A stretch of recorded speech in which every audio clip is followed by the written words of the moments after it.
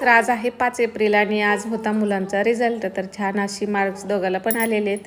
जान्हवीला 87 आहेत आणि ओमला 93 आहेत आणि ओमचा फर्स्ट आहे. म्हणून म्हटलं आज चला यांच्या आवडीचं काहीतरी करावं. त्यात होता आज आटपाडीचा बाजार आणि लेकरूसुद्धा मामाकडेच होती.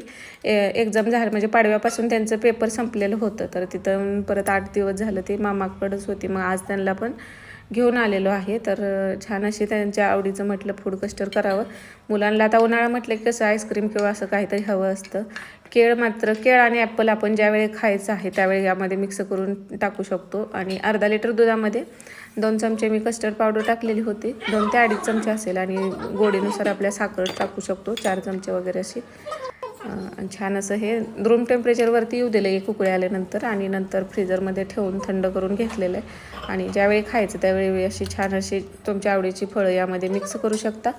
शक्यतो संत्री वगैरे टाकायची नाही. तर छान असं फूड कस्टर तयार झालेलं होतं. तर या तुम्ही पण खायला. श्री स्वामी समर्थ.